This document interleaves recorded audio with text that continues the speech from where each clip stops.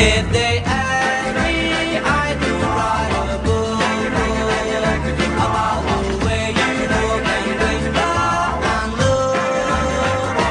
I could write a story on how we met, so the world would never forget.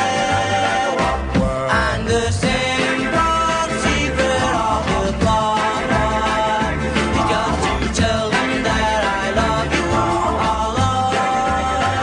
In the late 1950s, a flourishing musical culture began to emerge in major UK cities such as Liverpool, Manchester, Birmingham and London.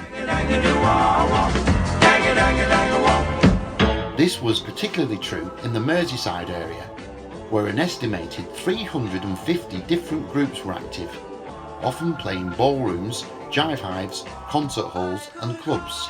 This new music became known as Merseybeat. Local author and historian Anthony Hogan has chronicled the fascinating and little-told stories of many of the characters from that era.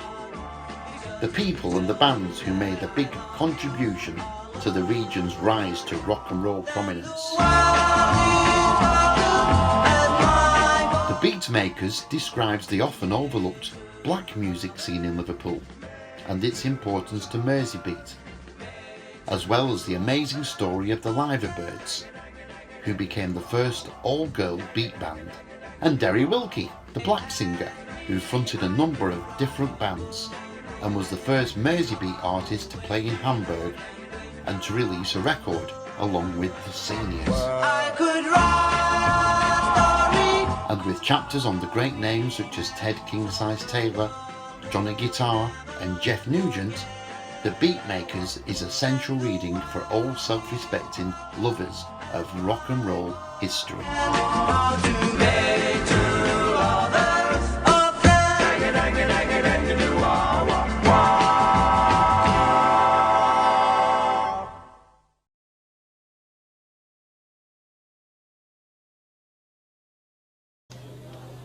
Als nächste Band haben wir 4 Damen aus Liverpool, denn heute haben wir das Programm zusammengestellt, die Liverbirds. Well, there's a fool going round, that's a sticky, sticky goop. Peanut, peanut butter.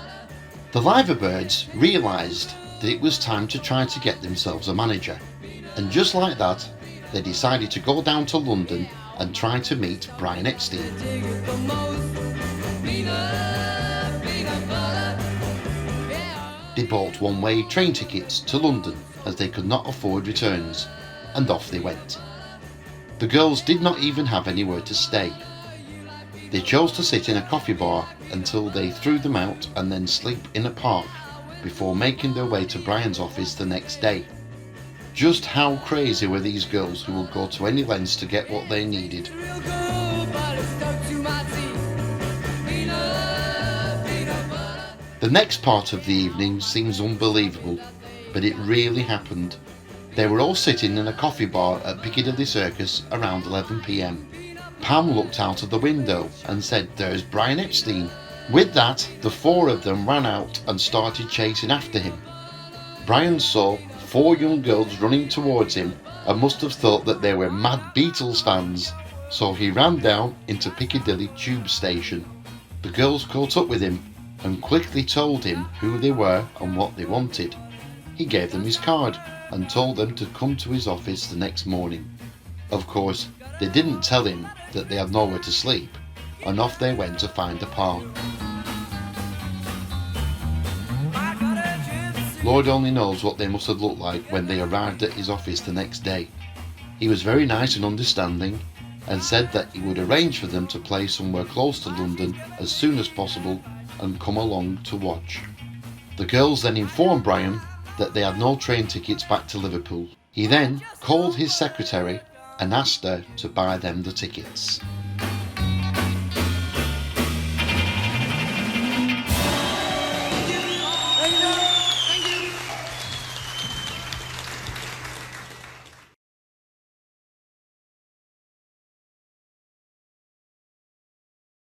We'd like to do a number we recorded in London some time ago. It's called I Could Write a Book.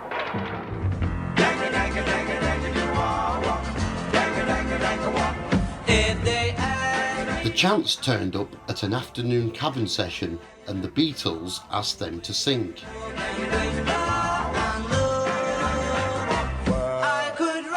They left the Beatles stunned with their version of 1,000 Stars and were asked to perform that evening at the club. The Beatles informed Brian Epstein that evening that they will be backing the Chants. Brian was not happy and told them that he was refusing to allow them to do so. However, the band went against their manager and played the music for 4 songs that the Chants performed. 1,000 Stars, 16 Candles, Duke of Earl and Come Go With Me were the songs they sang that evening to a crowd who went wild in appreciation for them.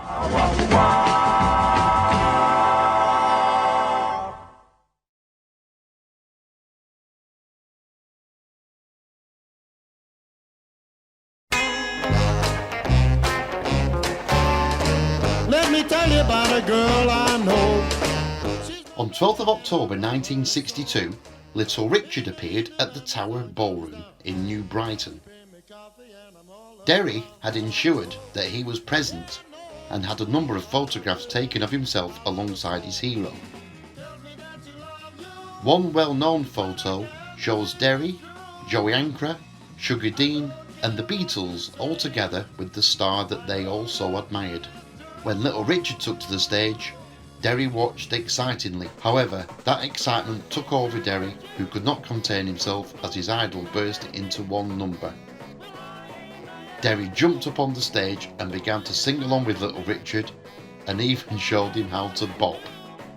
The crowd loved it and went wild.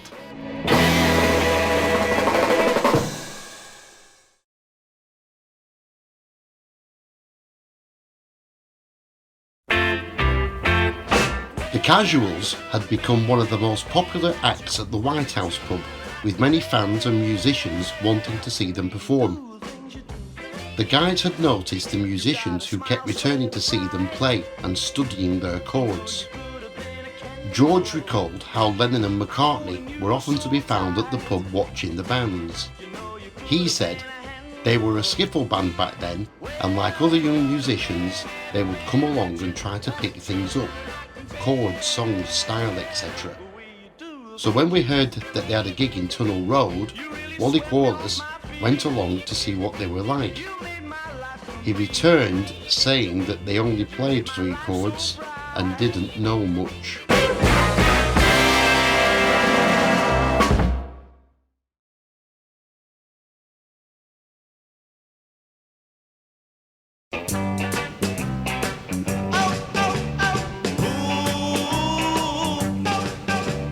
Odie Taylor was the brilliant jazz guitarist who people flocked to see play at the venues around South Liverpool, including Dutch Eddie's, the Nigerian Princess, Palm Cove, the Pink Parrot, Russell's, Reese's, the Blue Angel and the Bedford Social Club, just to name a few.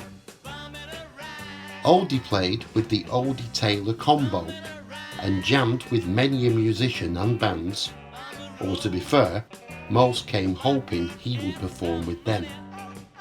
Odie loved music and was a very unselfish man who would happily teach and encourage those who showed the desire. He also helped out many groups and singers by finding them work. Odie would do none of this for money, as it was all for the love of music. He inspired so many people, not only those from within his own community, but many from outside of it too. They admired and respected him for his wonderful musical ability. They also provided him with the nickname of the Godfather.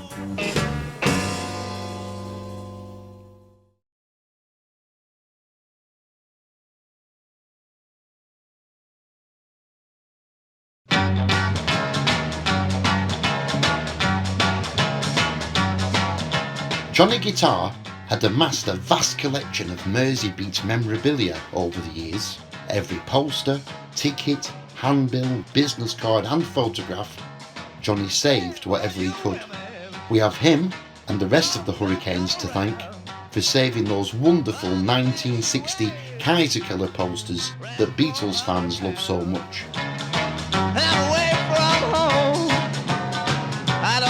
He would show and sell many of his items at various events, one being the Beatles convention at the Adelphi Hotel in Liverpool.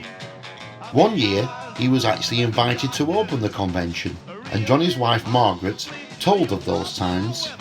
She said that Johnny loved talking to people and would spend time talking with anyone who approached him. I would help out on the stall, and there was always a queue of people wanting to have a small chat with him. At times I would be hungry and wanting to go for dinner, but I would wait, as Johnny would never just brush anyone off. Often he would come to the conventions or other events after a 12-hour shift, yet you would never be able to tell. That is the kind of man that he was. Come on now, wake up with me.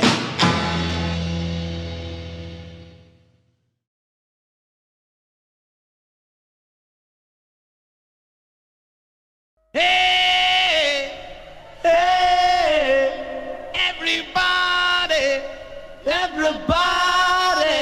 all around the world. Ted Taylor was a big fan of the Huckleberry Hound show and would tune in to watch it whenever it was on. During one episode, the uncle of Huckleberry Hound sent him a crate that contained a kangaroo. Having never seen a kangaroo before, Huckleberry had no idea what it was and called it a king-size mouse. Brian Kelly, who ran the Latham Hall and the Jive Hive, was also a fan of the cartoon show, and when Brian saw Ted at his next gig, he called out, "Here comes King-size Taylor," and both guys laughed. Of course, with Ted being very tall, he was 6'5", king-size suited him and the name stuck.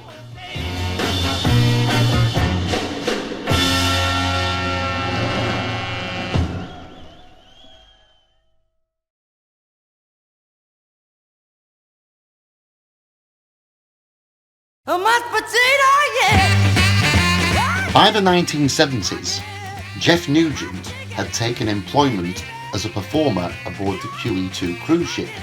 One time when the QE2 had docked in New York, Jeff was eager to find a music shop so that he could go out and buy some new guitar strings. The crew had been warned not to leave the ship alone, as the district they were near was considered dangerous. Urgent need for the strings was enough for Jeff to decide that it was a risk worth taking, and off he went in search of a taxi. However, the passengers had all by now left to explore the city, and everywhere was deserted. Jeff walked along the dockside until he spotted a wide road and headed towards it. Hardly any traffic was coming along, but he thought he would follow it.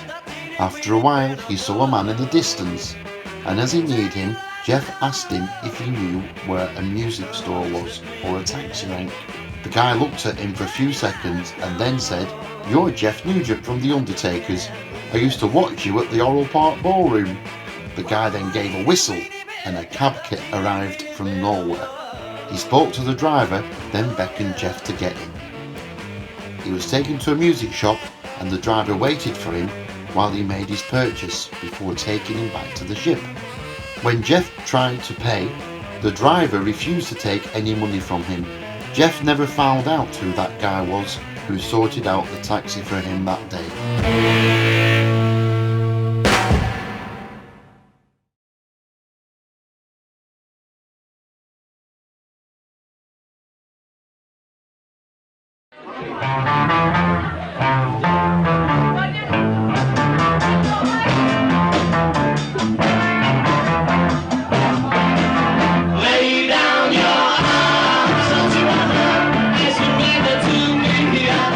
Why were Mojo Filter so popular and sought after during the 1980s?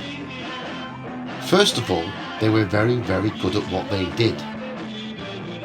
They were also not a tribute band as many others were. These guys played the classics and the rare songs that the Merseybeat sound had been built upon. They also included a number of 60s numbers that had been hits for bands around the world.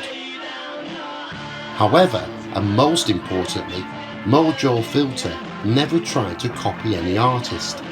Instead, they played it their own way, and the sound that they produced was authentic and full of spirit and energy. That is why they became as popular as they did. If you never managed to get to see them play live, then you missed out on something really special.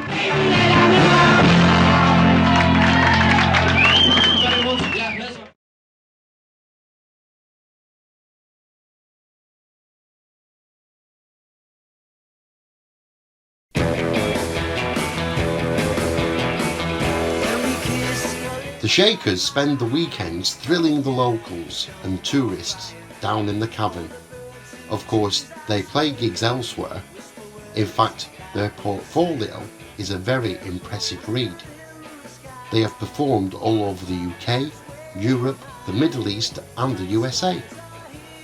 Their founder and drummer Tony O'Keefe summed it all up when he said, "Our collective cap is always doffed to the original Beatsters in Liverpool who paved the way, and I'm so glad that we've had the opportunity to play with many of them and still do." Sadly, some of our Merseybeat brothers have now departed, so we will continue to fly the flag for those who rocked and rolled in the beat clubs and dance halls of Hamburg and Liverpool. The beat goes on.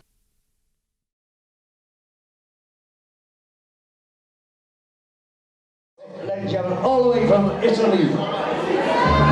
Can you please put your hands together for Taxman?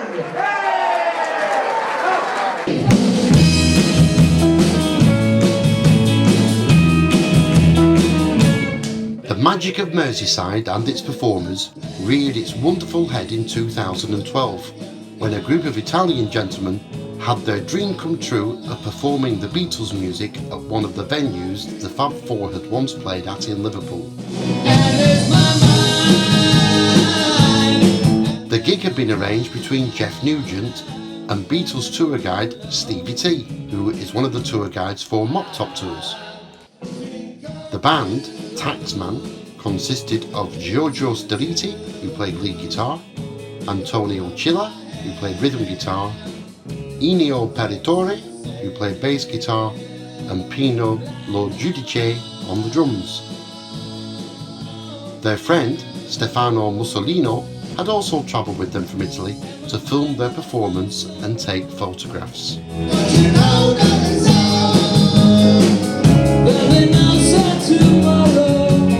Pino recalled the event. Basically, it was Stevie T of the Mop Top Tours, Beatles Liverpool Tours, who arranged our gig at the Latham Hall. He had approached the one and only Jeff Nugent, God bless him, and had kept me in touch with him. It was Jeff who had proposed that we play at the hall on August the 30th, 2012. We received a very warm welcome and we were treated like real rock stars. The gig was fun. It was an honor to play There's a Place, which is my favorite Beatles song, in the town that I felt that I belonged to.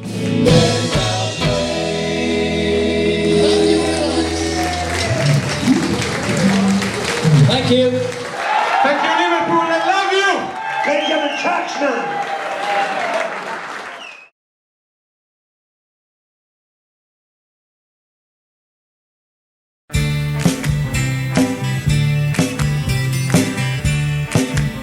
Liz and Jim Hughes were two Beatles fans with a passion for remembering the band that they loved and the music of the Merseybeat era. They first set up the Magical Mystery Store at 24 North John Street in the late 1970s. On the 3rd of January 1981, they moved into premises on the top floor of 18 Matthew Street, above what is now Flanagan's Apple. Here they opened the Cavern Mecca, the first ever Beatles museum in Liverpool. The tourists now had somewhere to visit when they arrived at the street, though it also became very popular with the locals as well. Bob Wooler, Uncle Charlie Lennon and Eddie the Walrus Porter could all be found here at times and in the Grapes pub. Eddie worked at the Cavern Mecca and later went on to become one of Liverpool's favourite Beatles guides. The Mecca was the forerunner of what was to come.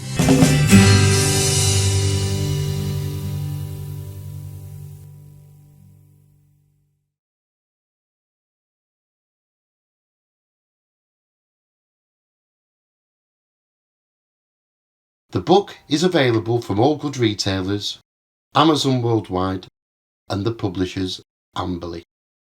I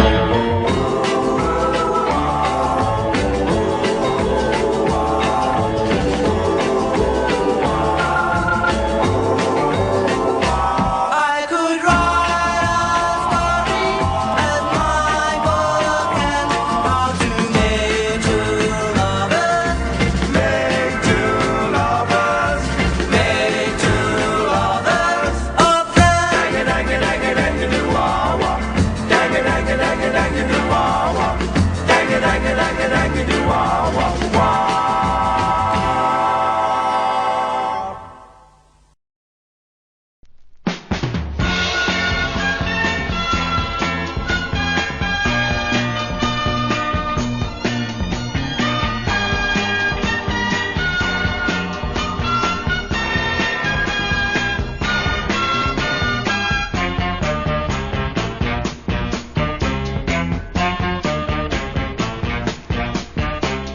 I gave all of my love to you. I got nothing in return. So I've decided to leave this town 'cause I got my fingers burned. Well, I'm sailing away for a year and a day, but somehow I know I'll return. 'Cause where in the world will I ever find a girl to replace the one I left behind? I'll search my whole life through till I find a girl like you. But my darling, till I do, I'll always think of you.